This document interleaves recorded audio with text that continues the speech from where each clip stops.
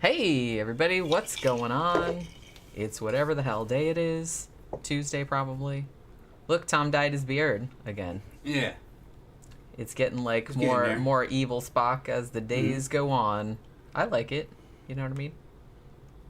You all right? You want to be on a show or? Yeah, I'm on a show. Oh, okay. It's about a fucking Zell transfer and shit.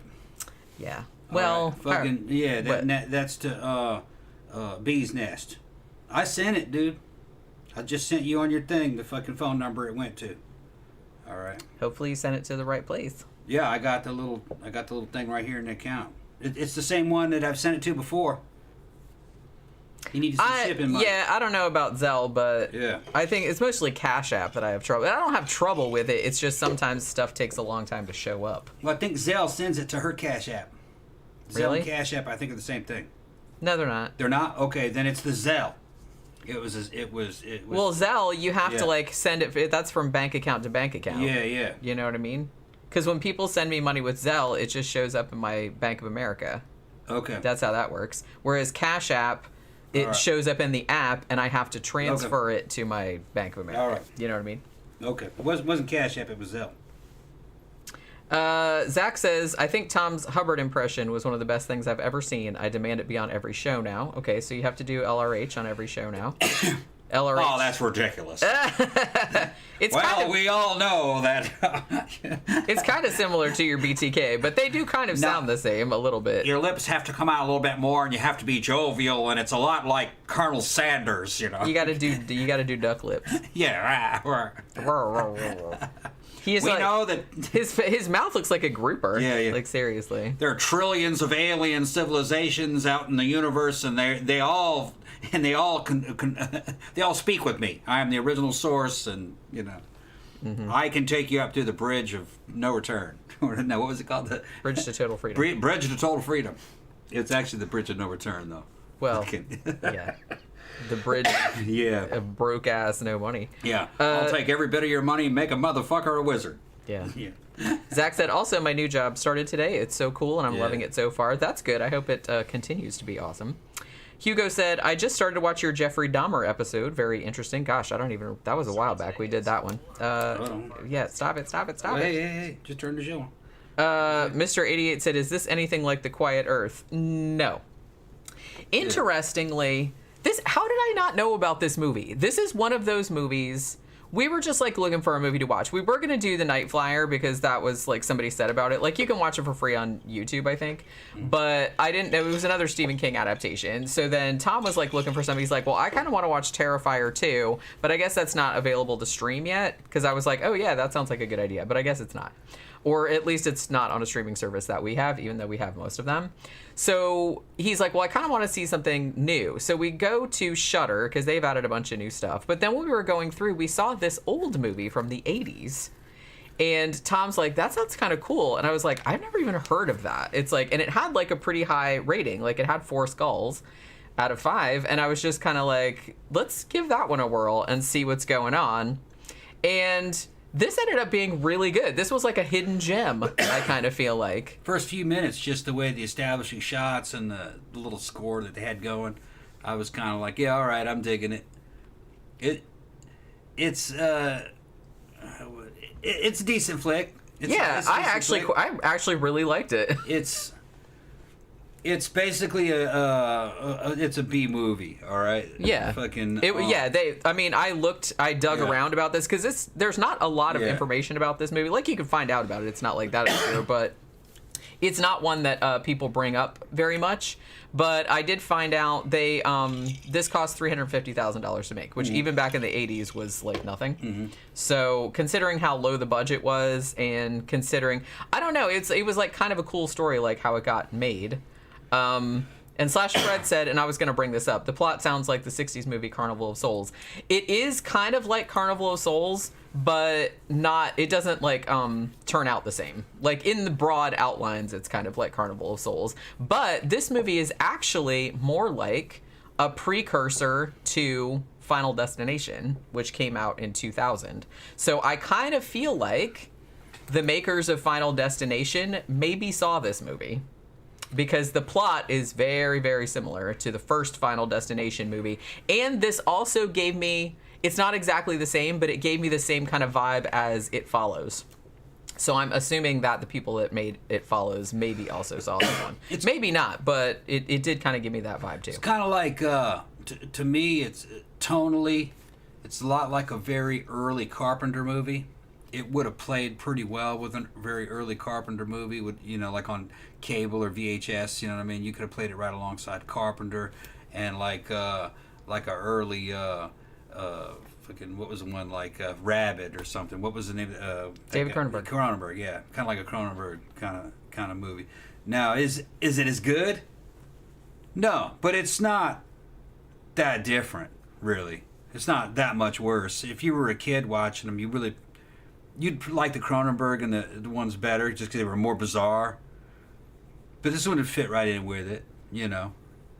It had good interiors. Yeah, this one had like a really, really creepy tone to it. Honestly, even though it came out, here's the weird thing. I looked at the copyright thing at the end of the credits, and I'm pretty sure it said 1982, if I'm reading my Roman numerals correctly. But it didn't get released until 1984, like in spring of 1984, and it just got like a limited theatrical release. But I kind of feel like it almost feels more like a 70s movie than an 80s movie. You know what I'm saying? Yeah. Like, it reminds Late me. 70s. And I saw like another review of it that kind of compared it a little to Carnival of Souls, obviously, because that's the most obvious comparison.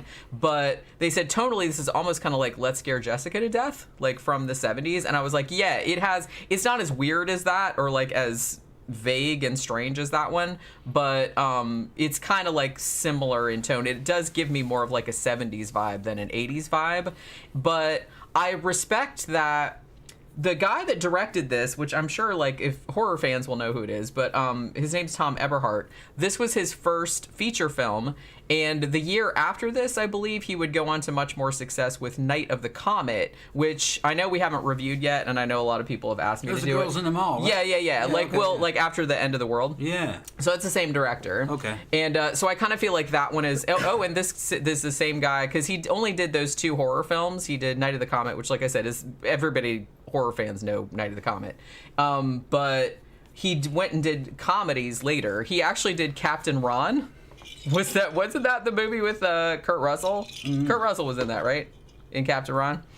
He did Captain Ron. That was early 90s. And he also did Honey, I Blew Up the Kid, which was like the sequel to Honey, I Shrunk the Kids, right? The second or third one. Yeah, so he did comedies like later on. But so this was his first feature film. Now, I really like, though, that when he decided, like him and the woman that's in this playing the psychic actress lady, she was actually like a producer on this too.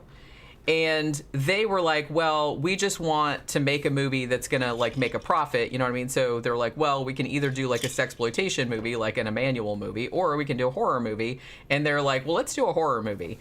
But this was the early 80s, and it was kind of like slasher movies were really big. But I like that they were like, they could have very easily like just done a slasher, but they didn't do that. They did something like a lot more atmospheric. And I think that, I mean, it does have slasher elements, I guess, like in the sense of, you know, people do get, you know, stalked and killed and stuff, but it's a lot more of like a mood piece. And I kind of like respect that they went in that direction. The thing about it was that even though it got only a limited theatrical release, apparently it did pretty well. Like it was a pretty moderate success, but the people that made the movie, like the producers and the director and stuff, didn't get any money because the distributors fucked them over. So there's that. It wasn't like a smash hit or anything like that, but it would have made money back. But the distributors kind of like fucked him out of most of the money. That fucking sucks. Yeah. So yeah, it was kind of a shame. And it actually, like, it was apparently such a nightmare that the woman that plays the main character in this, that plays Denise, she had only been in one movie prior. She was in a movie called Girlfriends, like in 1978. She actually got a Golden Globe nomination for that. And then she was in this, and because of all the shit that happened, like with the distributors and the fucking nightmare and everything like that, she quit acting. It was like, fuck this. And she moved back to the Midwest and like just did something else because she was like, yeah, forget it. I don't want to be involved in that nonsense anymore. But yeah, and it's kind of a shame because this is actually, I mean, I'm not saying it's like a masterpiece or anything like that, but this was like way, way better than I was expecting. It's not bad. And I couldn't believe that I had never seen it or heard of it or anything before. Like I said, it's kind of like an early Cronenberg or an early Carpenter. It's in that ballpark. It has a lot of the same tonally. The tone is kind of similar. The only thing that lets it down it has actually decent acting and decent dialogue. It's almost kind of like it goes all fucking Quentin Tarantino on you sometimes with a lot of fucking just spurious fucking side. I really liked the dialogue in this. Like some of the stuff that they said to each other, like it made me laugh out loud. Yeah. Like, and not because it was bad, because it was actually like actually funny. Yeah. And you know what I mean?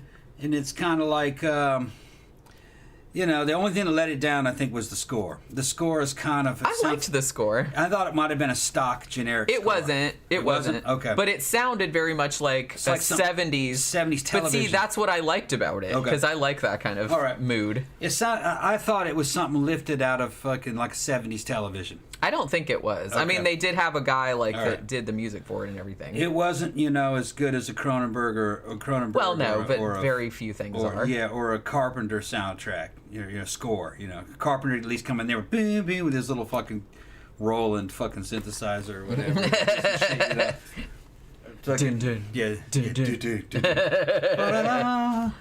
Fucking, shit like from Escape from New York. But, not bad. Not bad. The story wasn't, for me, it was okay. Wasn't as compelling as maybe like a Carpenter or a Cronenberg, but Cronenberg would do some crazy shit, Wasn't that crazy, but it was pretty good. Pretty good. It's watchable. If you've seen these other movies and you haven't seen this one, you should see it. Yeah, I'm kind of like, if you liked Carnival of Souls and you liked Final Destination, or you liked this is almost kind of like in the middle of those two films. You know what I mean? Like, now I'm going to say, like, Carnival of Souls, I love Carnival of Souls. A lot of people do. Carnival of Souls was actually not as original an idea as it might have seemed, because I think that there had been a Twilight Zone episode a few years prior that was called The Hitchhiker, I think was what it was called, and it had almost exactly the same story as Carnival of Souls.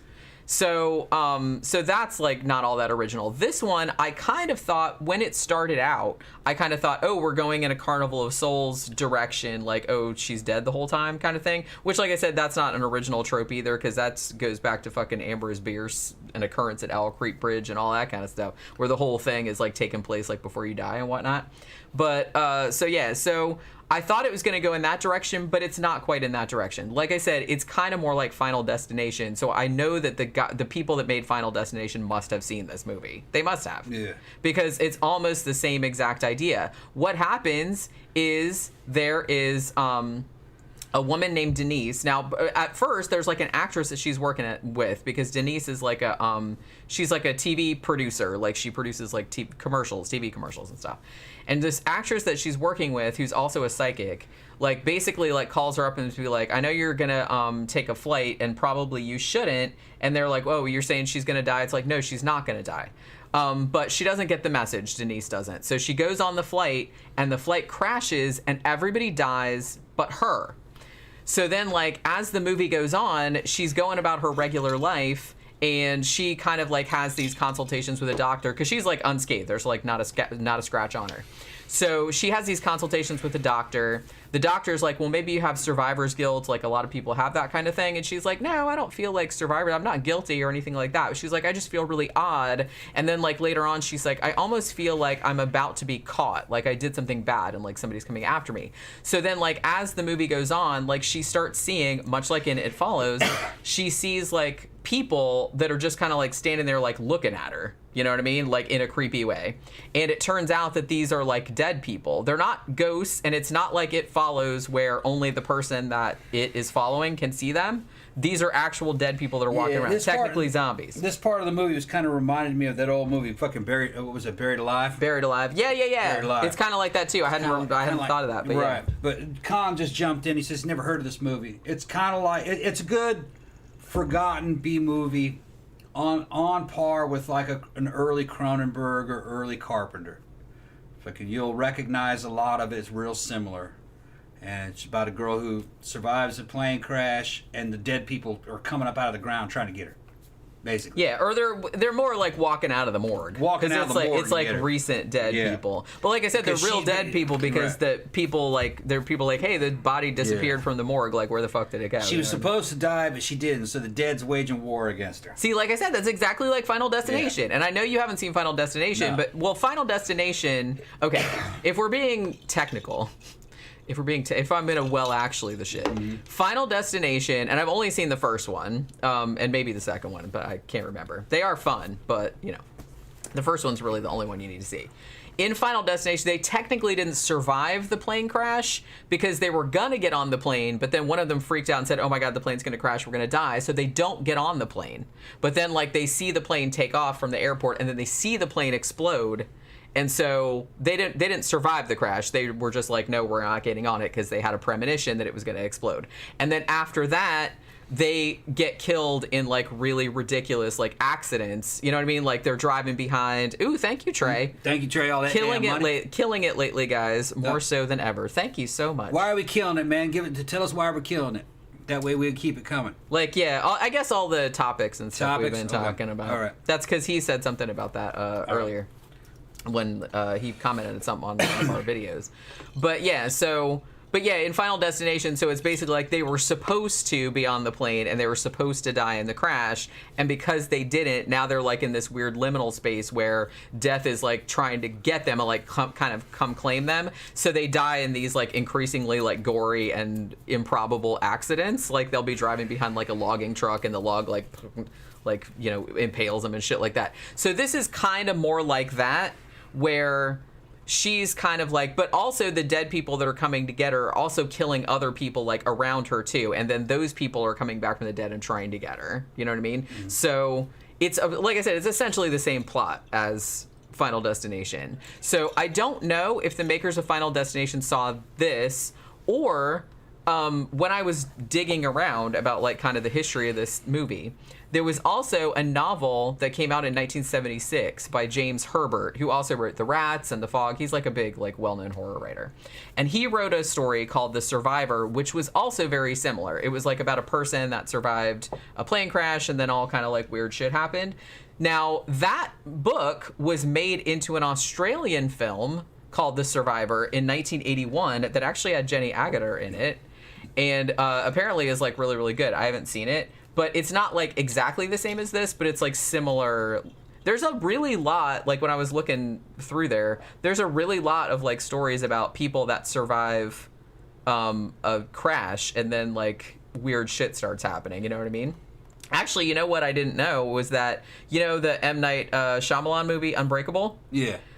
Actually, he didn't get sued, but they actually, when they read the script, they were like, okay, you have to change this because it's too similar to the James Herbert novel, The Survivor, that I just brought up, which was, like I said, actually a plane crash and not a train crash, but other than that was, too similar. So he had to change it because otherwise they would have sued him. So there's kind of a lot of stories about that, about somebody that survives a crash, and then they're either dead the whole time or death is coming to claim them or something like that. So I don't know, but it's just really weird because when we were watching it, I'm sitting there going, I saw the beginning, and the beginning part's really cool. You can tell this is really low budget, like I said, because it only cost $350,000. Kind of adds to the charm to make, but they did really well with what they had. Yeah. And the thing about it is that I was watching a thing about the making of it, and they said what they tried to do was they tried to get shoot in as many places as they could for free.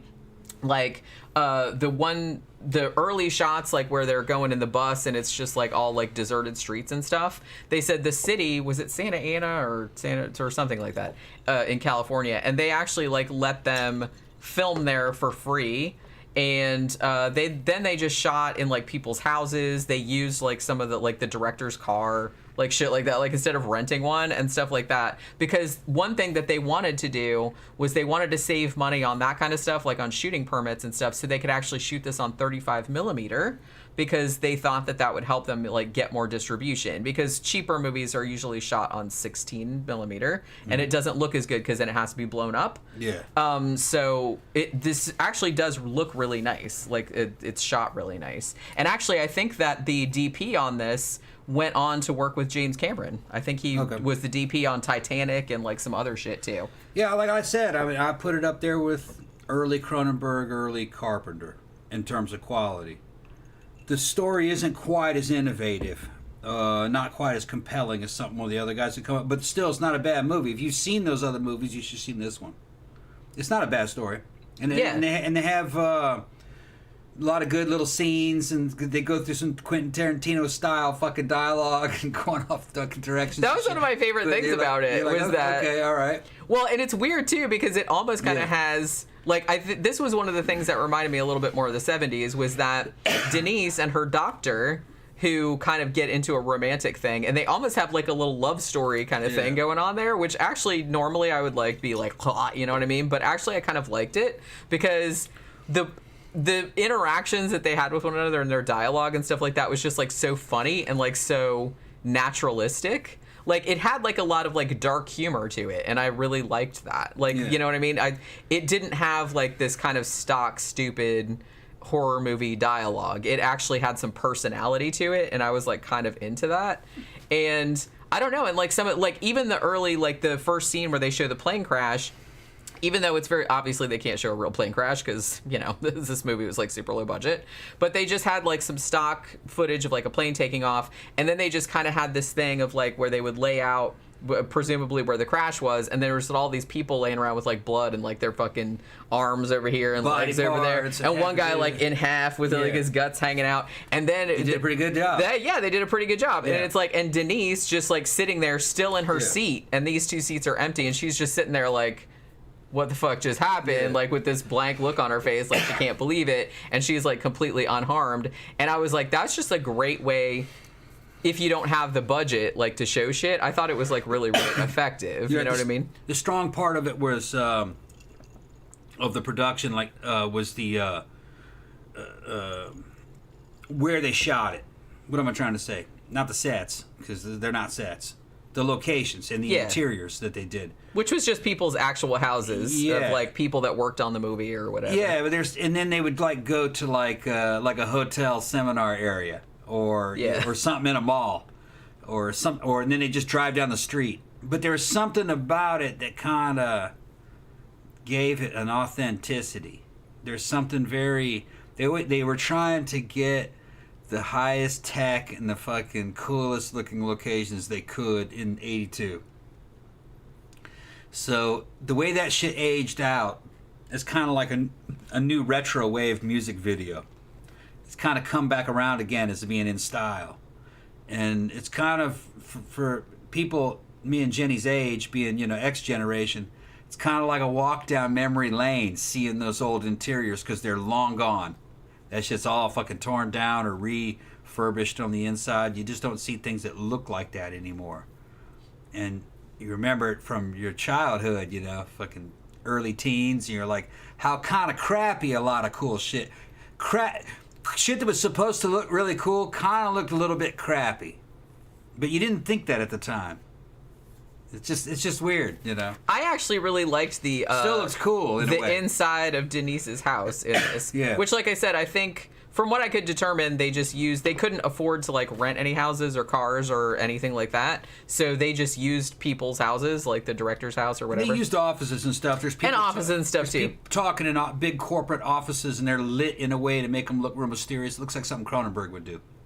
And interestingly too, like some of the scenes they shot in the hospital, that's an actual hospital, and they let them film in there for free because they said, oh well, there's one floor that we're not using because they're doing renovations or whatever, so you guys can shoot up there. So they got away with a lot of stuff, you know, like the helicopter with all the medical equipment on it, like when she's coming back from the plane crash and everything. They were like, well, you know, they asked They were like, hey, can we like shoot all this new equipment? And they're like, yeah, sure, why not? We just got it. So they got a lot of stuff for free, and so they got to shoot on location in a lot of places that they didn't have to pay Performances from the actors were good. Nobody's phoning it in. They're really acting, and they're having fun.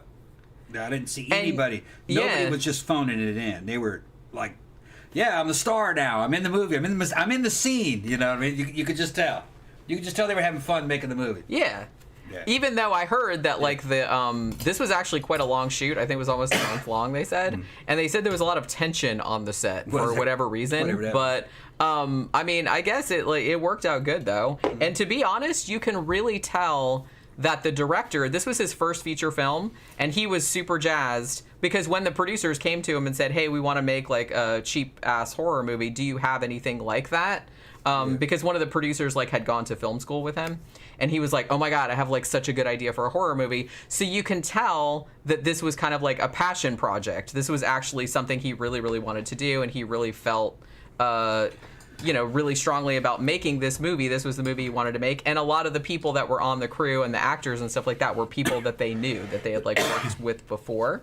So I don't know, I just thought that was cool. And the thing about it was, remember, like I said, the woman that plays Denise, like this was her last movie actually. After this experience, she was just like, yeah, no, I don't want to be an actor.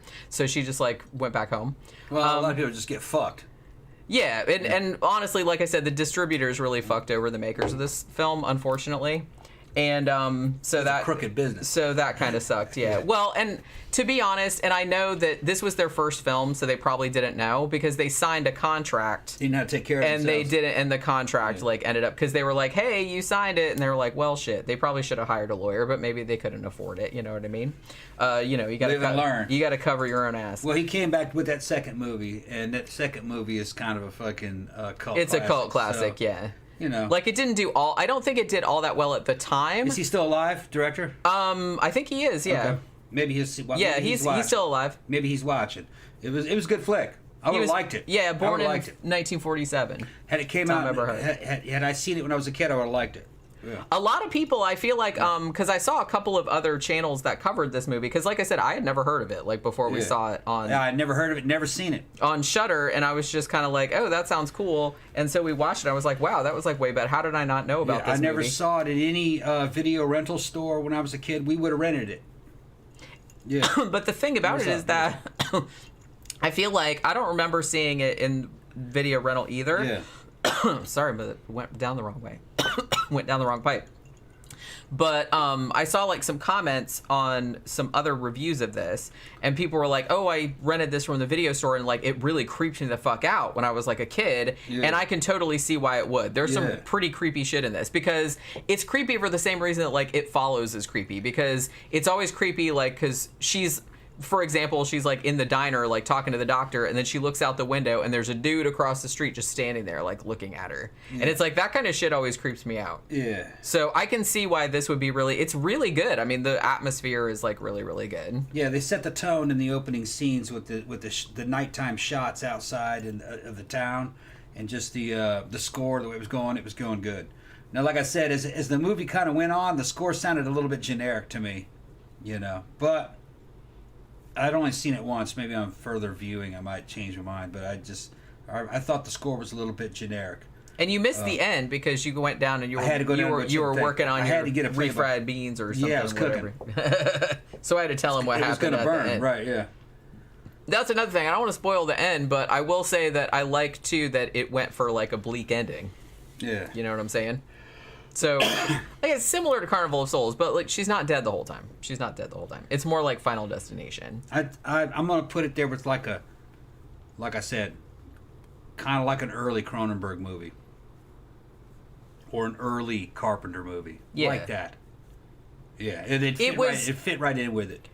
Yeah. It was warmer than a Cronenberg movie. Yeah. Do you know what I'm saying? Not quite as weird. Like Cronenberg's movies are usually like very weird, like kind of off-putting and like very chilly. Well, some of his interior shots with the corporate speak and everything going on were very Cronenbergian. I mean, so there were parts of it, but it also kind of reminded me of Dead and Buried too.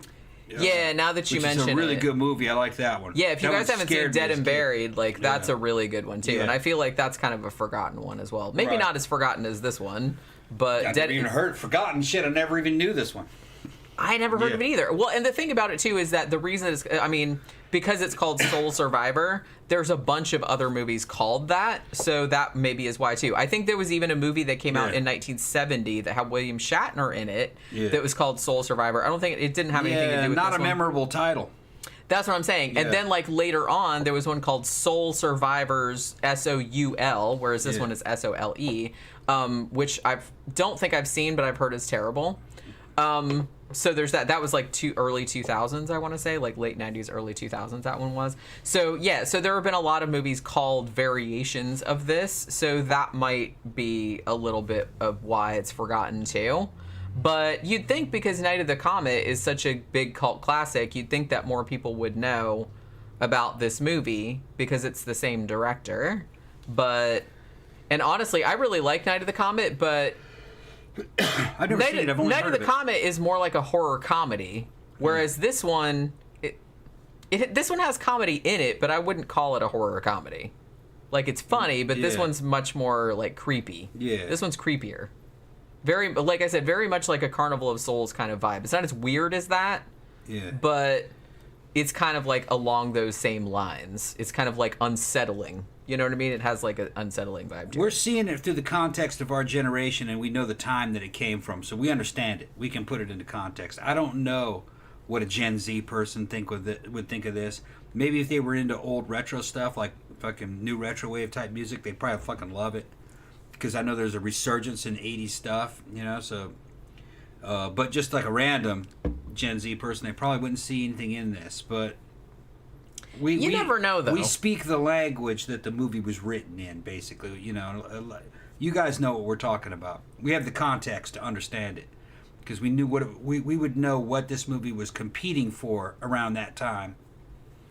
And surprisingly good. It was a shame they got fucked over and didn't get paid for it. Yeah. Because I was really bummed out when I heard that. The movie needed some more exposure. It should have been on cable, and it should have been more readily accessible on VHS. I think the title maybe didn't help it that much. The title isn't very punchy or catchy. And there had been similarly named you're right. things. I'm trying to go back, when I was fucking 13 or 14 or 15 trying to rent a movie, you know what I mean? The titles that would attract my attention wouldn't have sounded like that too much. Although the cover art looked pretty good. I will say, though, that the cover art to me, like now that I'm looking at it, now that I've seen the movie and now that I know what the movie is about, like it makes sense to me. But if I was just like kind of scanning through the cover art, it looks like a sci-fi movie. It does. It looks like fucking... And it's not a sci-fi movie. It looks like something having to do with nuclear war and AI or something. Yeah, because I mean, what it is like it's a skull, like it's supposed to be like death, and it's kind of like a an image that's kind of, but it's a plain radar, like from the what do you call it, the right, from the radar scope. Yeah, from the radar thing. So that's what it is, but the way, I guess, just like the color scheme and stuff like that reads as sci-fi to me, because it didn't, when I just kind of glanced at it, it didn't look like a skull. It looked like a alien. It's not though. It's a skull. Marketing was probably a problem. Considering that they probably didn't have any money. Yeah. It didn't have the right look on.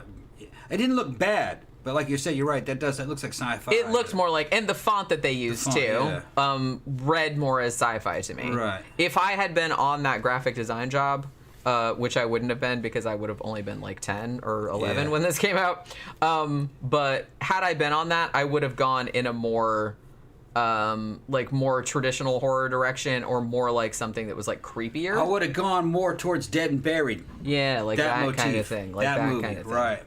I don't even know if I would necessarily... I don't know. I mean, I guess you could do like something with the plane crash thing, but I don't know. I kind of feel like that might be... That was incidental to the movie, That's what I mean. That was just like the inciting incident. Yeah. So I think that maybe putting too much emphasis on that would have been like... Because then, if you did that, then it would look like a disaster movie, and it's not a disaster movie. It's like a creepy Carnival of Souls. They might have been trying to hitch it on to a disaster movies, because they were coming out of the 70s, So maybe that was I don't know. It's hard to think. I'm trying to think put of myself in what what the shoes were, because they were wearing very different shoes in the early '80s. You know, they were going into uncharted territory, and they were looking back in the '70s of what worked. You know, I mean, if you asked them, they probably would have thought that Cronenberg and Carpenter were failures, or that those guys aren't that good. No, they were pretty good. Now they all have their own fucking half-lives, you know. Carpenter, some of those movies I don't even think he made.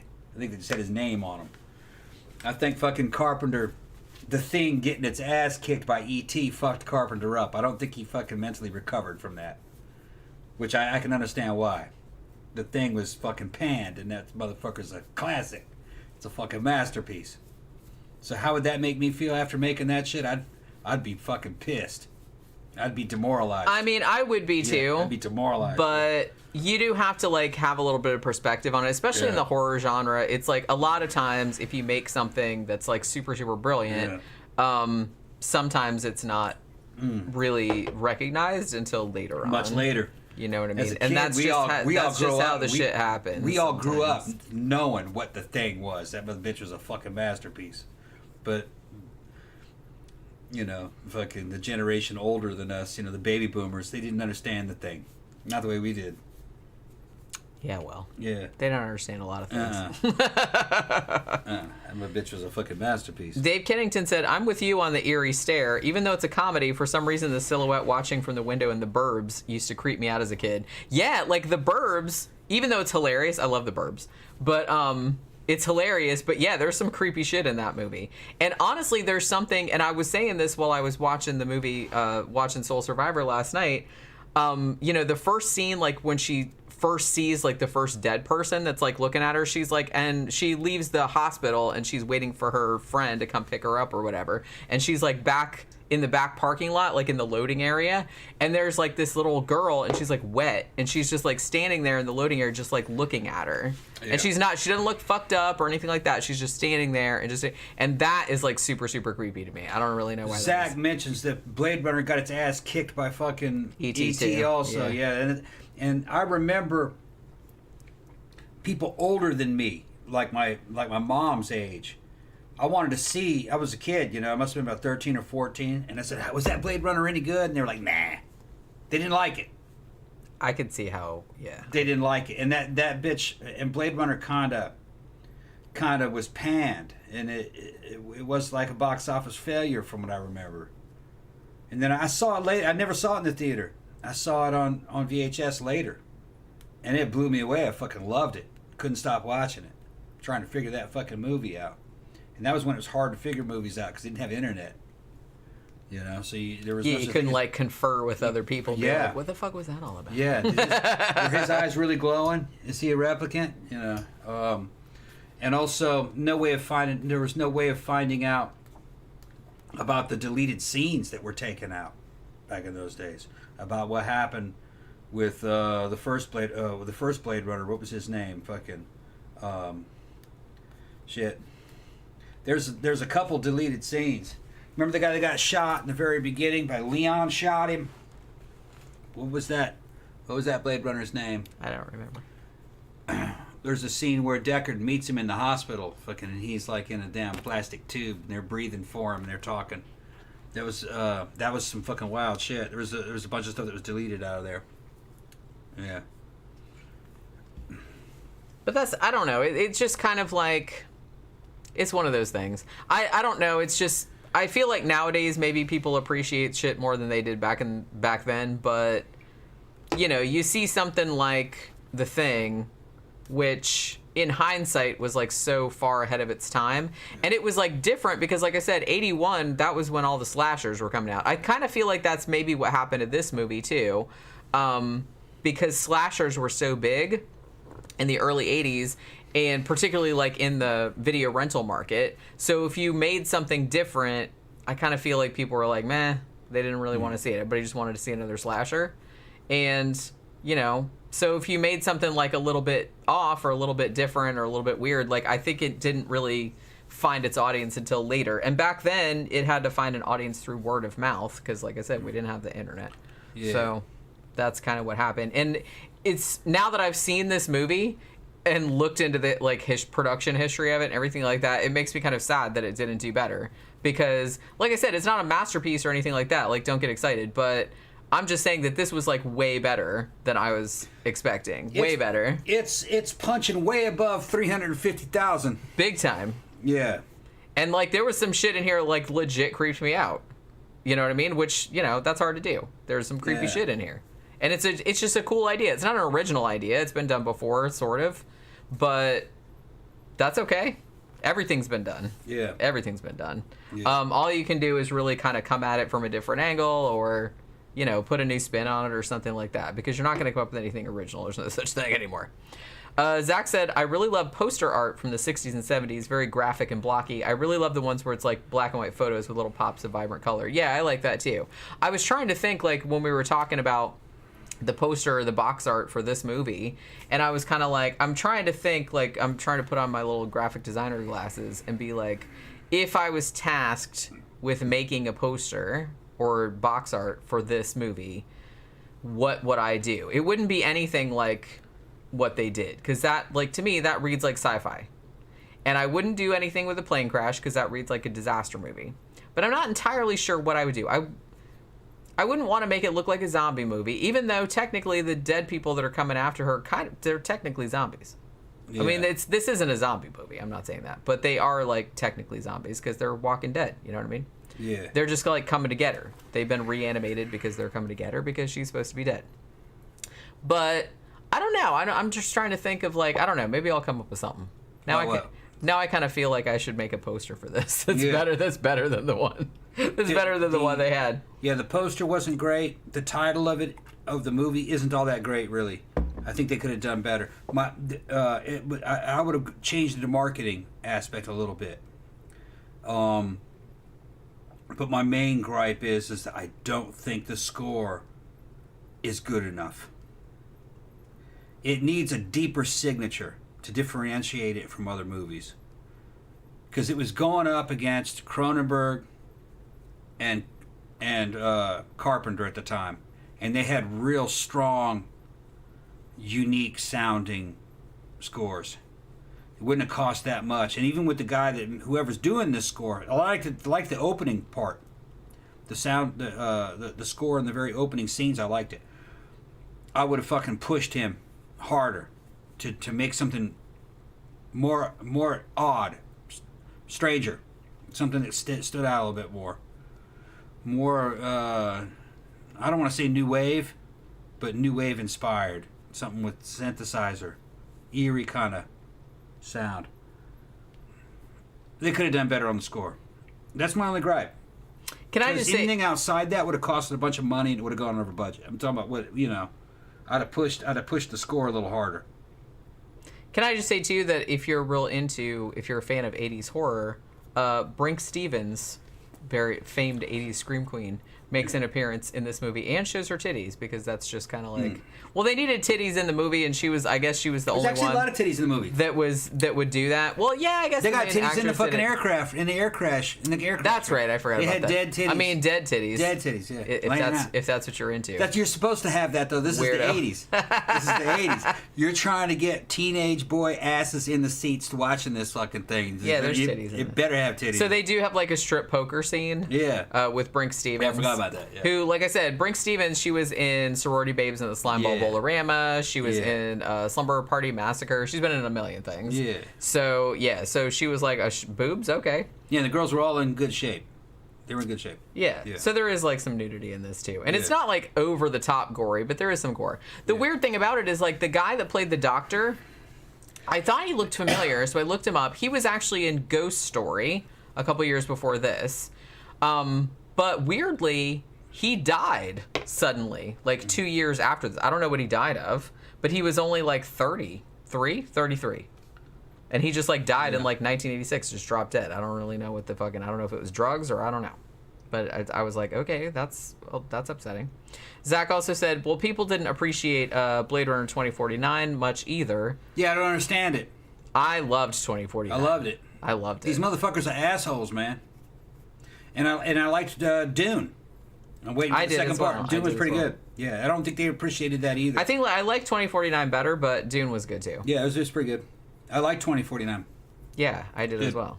We saw it a couple times in the theater, actually. Yeah, I got it. I got it on Blu-ray. Yeah. Angela Lansbury died. Holy shit! How That old? sounds familiar. How old was she? Yeah, I can't place her. You know, Murder She Wrote. Yeah. Bedknobs and Broomsticks. Shit, she's 120. She's got to be. Yeah. I'm honestly, you know what's crazy? Angela Lansbury, I remember seeing, you know, everybody, like my generation, we knew her from Murder, She Wrote when she was already kind of like an older lady. Yeah. And then I saw the adaptation of Picture of Dorian Gray from the 40s, and she was in that when she was young. And I was like, holy crap, look at Angela Lansbury. Like, she was like super young in that. And she's like 96, says Zach. Same age as the Queen. Damn, man. Yeah. Yeah. Lived long. I mean, you can't complain. You can't. That's like longer than most people. I mean, Jack LaLanne lived to 95, 96.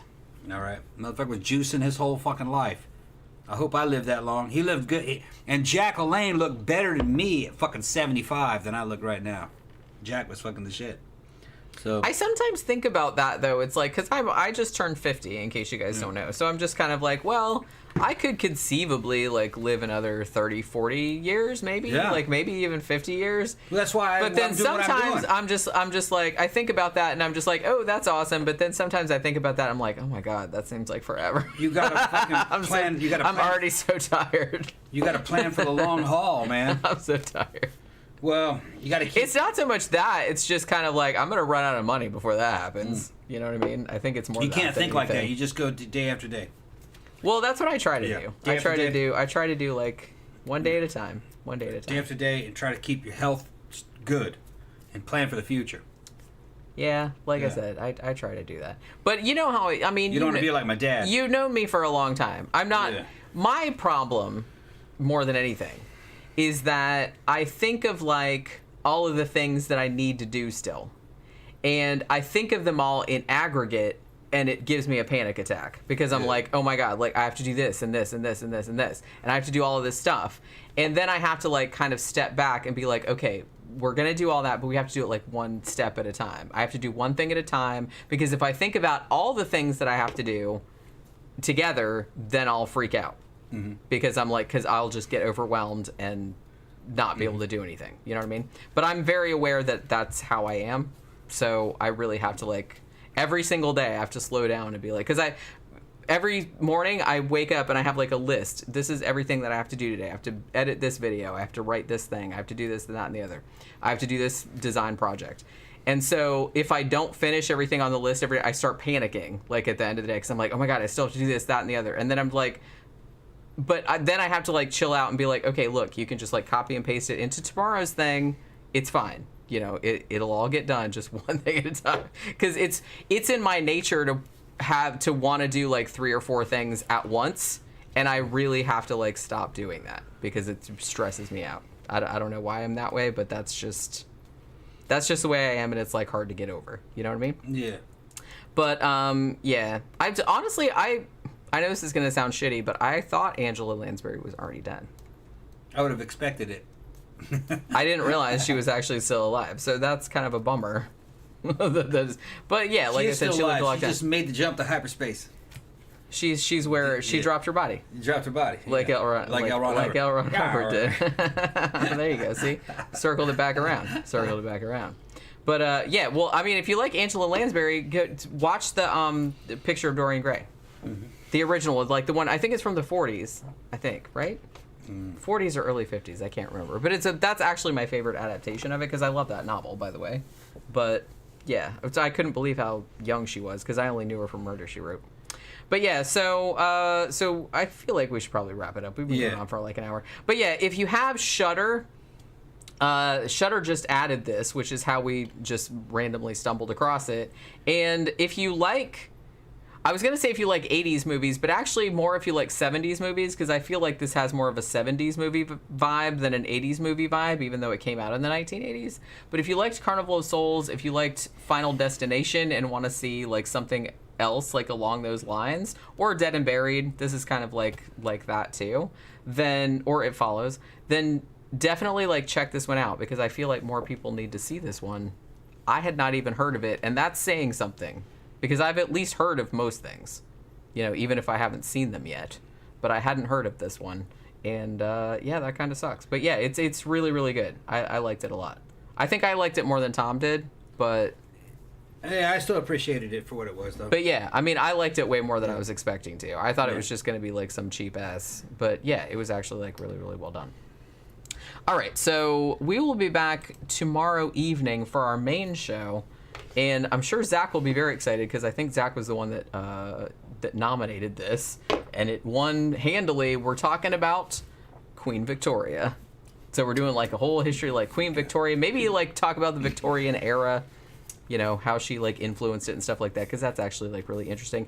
Well, like I said, a lot of people have been talking about how much they like our what? That's Who's just talking to us? Oh, that's nothing. That's okay. That's an email thing. That's right. I got a junk email. I thought somebody was trying to bust into the conversation. No. All right. That's just don't worry about it. Right. That's I'm just hungry. an email. You hungry? Yeah, I'm starving. Okay. All right, so everybody come by tomorrow at 6 p.m. Eastern Standard Time. We'll talk about Queen Victoria. It'll be fun, you know, because everybody likes kind of like these historical figures that we talk about. So we're doing another one of those. So thanks for dropping by today. Thank you, Trey, for the super chat earlier. And we will see you guys again tomorrow. Bye.